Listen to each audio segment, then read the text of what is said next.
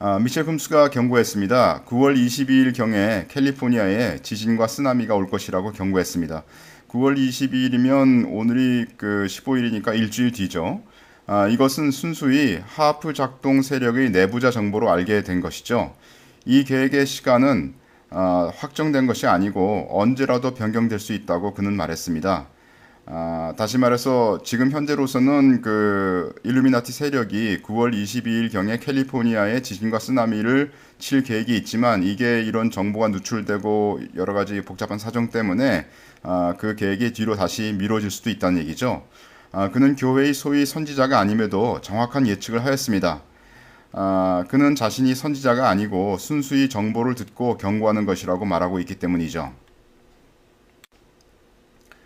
이 모든 내용들을 정리하자면 일본의 지진과 쓰나미는 하프를 사용한 인공적인 재해일 가능성이 크다라고 말할 수 있고요.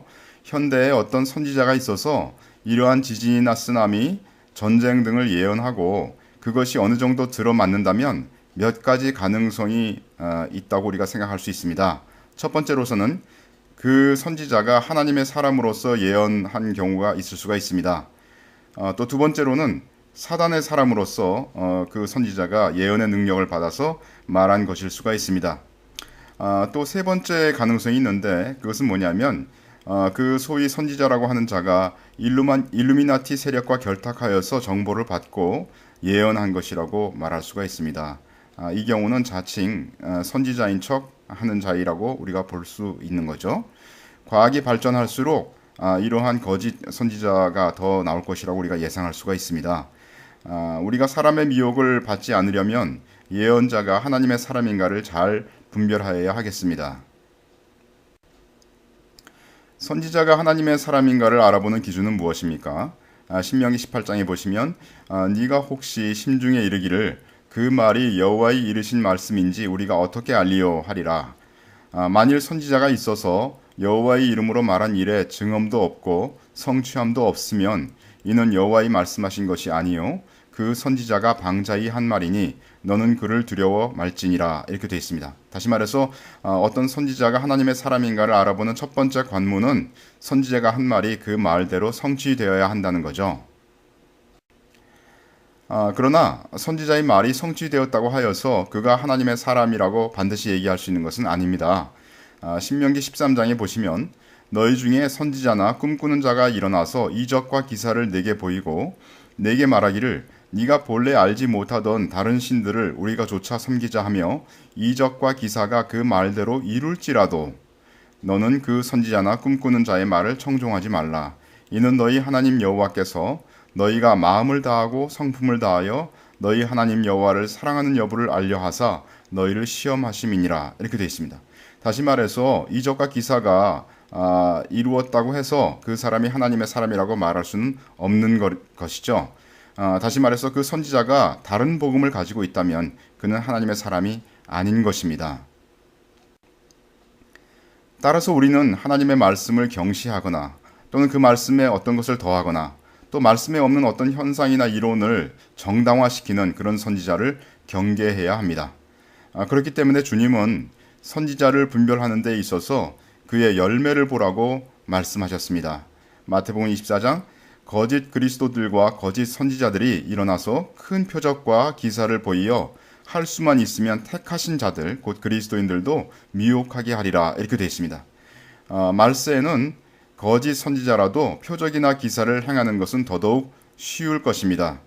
특히 우리가 이미 살펴본 것과 같이 하프나 그 외의 무기를 사용하여 지진을 일으킬 계획을 하는 자들과 동료일 경우에, 다시 말해서 어떤 엘리트 세력이나 일루미나티 이런 세력들이 어떤 계획을 가지고 있나 하고 내부자 정보를 알고 있는 사람이 있을 경우에 그들과 동료일 경우에 그는 그런 정보를 이용해서 선지자인 척하면서 그런 선지자 노릇을 할 것인데 그런 일은 매우 쉬운 일이 될 것입니다.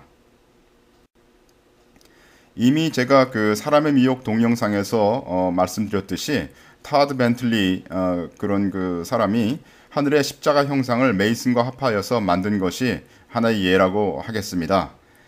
또한 이미 미첼 쿰스가 말했듯이 캘리포니아에 지진을 일으킬 일루미나티의 계획이 이미 있다면 그 정보를 가지고 어떤 자가 마치 선지자인 것처럼 얘기하면서 캘리포니아에 지진이 날 테니까 미리 대피하라 이렇게 얘기하는 것은 아주 쉬운 일이 될 것입니다.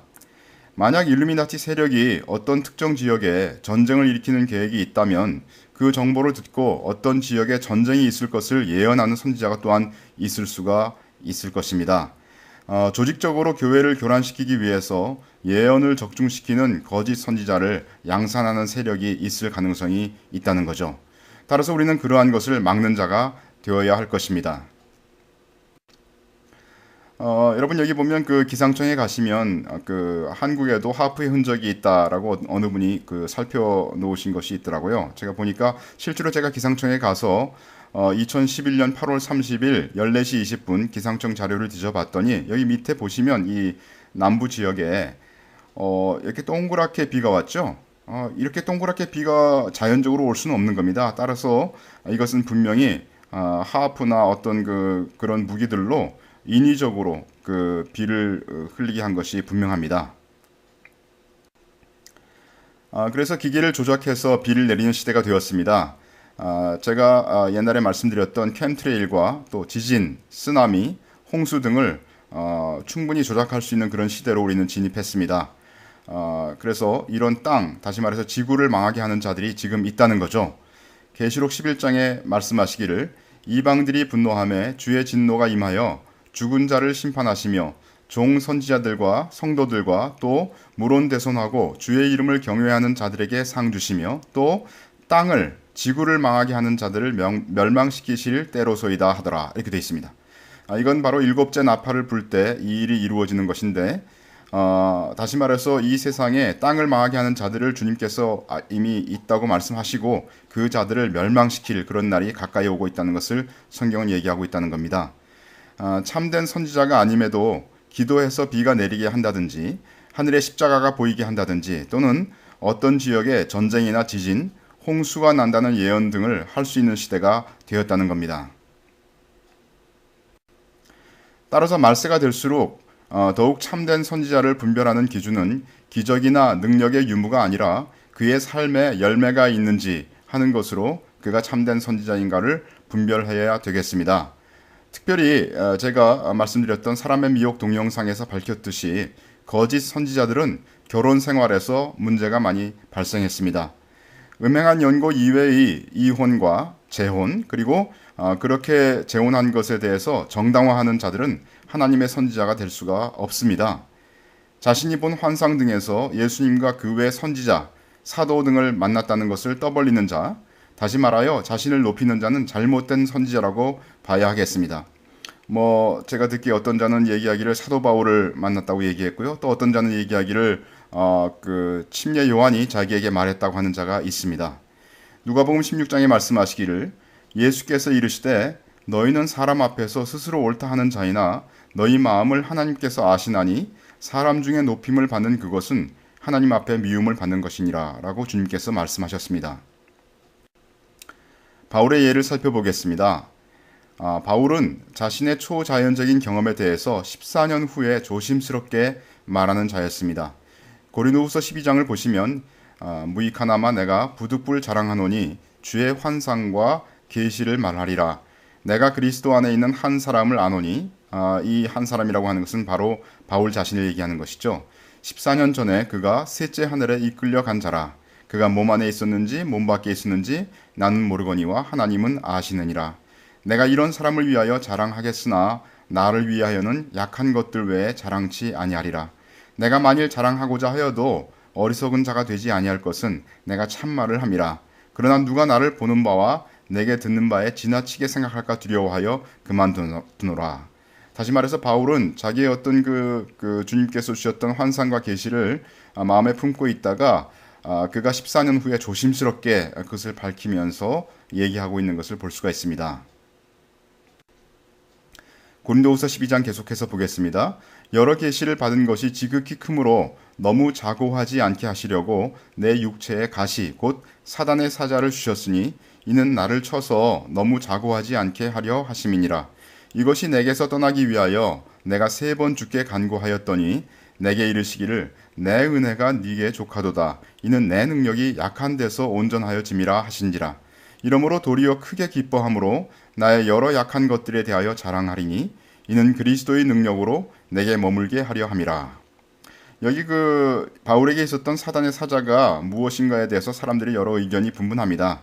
그러나 그것이 무엇이었든지 간에 여기서 우리가 분명히 볼 수 있는 것은 뭐냐면 하나님께서는 우리를 겸손케 하시는 데 제일 초점을 두신다는 사실이죠. 바울은 자신이 다른 사람들에게 특별한 존재로 비추어질까 봐 두려워했습니다. 복음은 특별한 사람이 아니라 성정이 같은 사람들이 오직 하나님의 능력으로 살아감을 말하는 것이기 때문이죠. 야고보서 5장에 보시면 엘리야는 우리와 성정이 같은 사람이로되 저가 비 오지 않기를 간절히 기도한즉 3년 6개월 동안 땅에 비가 아니오고, 또 사도행전 15장에 보시면 가로되 여러분이여 어찌하여 이러한 일을 하느냐, 우리도 너희와 같은 성정을 가진 사람이라 너희에게 복음을 전하는 것은 이 헛된 일을 버리고 천지와 바다와 그 가운데 만유를 지으시고 살아계신 하나님께로 돌아오라 함이라, 이렇게 되어 있습니다. 만약 바울이 특별한 사람으로 인식되면 복음의 방해가 되었을 것입니다. 왜냐하면 특별한 사람만이 하나님을 섬기는 것이라면 주님의 희생은 특별한 사람만의 전유물이 되고 복음은 헛된 것이 될 것이기 때문입니다. 내가 특별해서 주님을 섬기고 또 그렇게 특별하기 때문에 주님이 부르신다면 나의 육체를 높이는 것이 될 것입니다. 주님은 자신의 큰 희생으로 모든 사람이 하나님 아버지를 알고 섬기기를 원하셨습니다. 바울 자신뿐 아니라 하나님께서도 바울을 겸손한 사람으로 양육하시는 것을 목표로 하신 것을 우리는 성경에서 알 수가 있는 거죠. 고린도전서 1장에 보시면 형제들아 너희를 부르심을 보라. 육체를 따라 지혜 있는 자가 많지 아니하며 능한 자가 많지 아니하며 문벌 좋은 자가 많지 아니하도다. 그러나 하나님께서 세상에 미련한 것들을 택하사 지혜 있는 자들을 부끄럽게 하려 하시고 세상에 약한 것들을 택하사 강한 것들을 부끄럽게 하려 하시며 하나님께서 세상에 천한 것들과 멸시받는 것들과 없는 것들을 택하사 있는 것들을 폐하려 하시나니 이는 아무 육체라도 하나님 앞에서 자랑하지 못하게 하려 하심이라, 이렇게 되어 있습니다. 복음은 실로 사람의 어떠함이 자랑하지 못하게 하는 것입니다. 아무 능력이 없는 자도 겸손할 때 하나님을 섬길 수 있기에 복음은 기쁜 소식이 되는 것이죠. 데살로니가 후서 2장, 저로 하여금 저희 때에 나타나게 하려 막는 것을 지금도 너희가 아나니, 이 저라고 하는 것은 바로 적그리스도를 얘기합니다. 적그리스도가 적그리스도의 때에 나타나게 하기 위해서 누군가가 막는 자가 있다는 겁니다. 불법의 비밀이 이미 활동하였으나 지금 막는 자가 있어 그 중에서 옮길 때까지 하리라. 어떤 그 불법의 비밀, 적그리스도가 활동하지 못하도록 이 막는 자가 있는데 막는 자가 쭉 막고 있다가 그 중에서 어느 땐가는 옮길 때가 됐다, 옮길 때가 있다라고 성경은 얘기하고 있는 겁니다. 적그리스도가 나타나기까지 불법의 활동을 막는 자가 있고요. 그리고 이 막는 자는 언젠가는 옮길 것이다 라고 성경은 얘기하는데 바로 이것이 곧 휴거라고 우리는 보고 있습니다. 계시록 12장에 여자가 아들을 낳으니 이는 장차 철장으로 만국을 다스릴 남자라. 그 아이를 하나님 앞과 그 보좌 앞으로 올려가더라, 이렇게 되어 있습니다.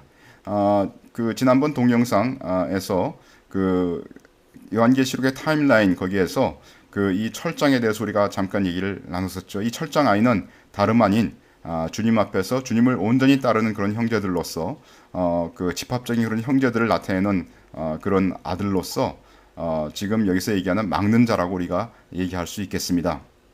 다시 말해서 이때에 참 여러 가지 잘못된 것들을 분별하고 주님을 쫓아가는 이기는 자라고 얘기할 수 있겠습니다. 계시록 2장에서 말씀하시기를 이기는 자와 끝까지 내 일을 지키는 그에게 만국을 다스리는 권세를 주리니 그가 철장을 가지고 저희를 다스려 질그릇 깨뜨리는 것과 같이 하리라. 나도 내 아버지께 받은 것이 그러하니라 라고 주님께서 약속하셨습니다. 다시 말해서 우리는 이 말세에 교회를 교란시키기 위해서 여러 가지 수법을 통해서 교회의 여러 가지 예언과 잘못된 예언과 그리고 기사와 표적을 보이는 자들이 더 늘어날 텐데, 이럴 때 우리는 주님의 말씀으로 오직 주님의 말씀을 붙들고 분별하여서 그러한 자들을 잘못된 것을 드러내고 또 우리 자신이 미혹되지 않게 하여야 하겠습니다. 그래서 우리가 참 주님께서 우리에게 약속하신 이와 같은 면류관을 놓치지 말고 반드시 참 붙잡는 그와 같은 자들이 되어야 하겠습니다.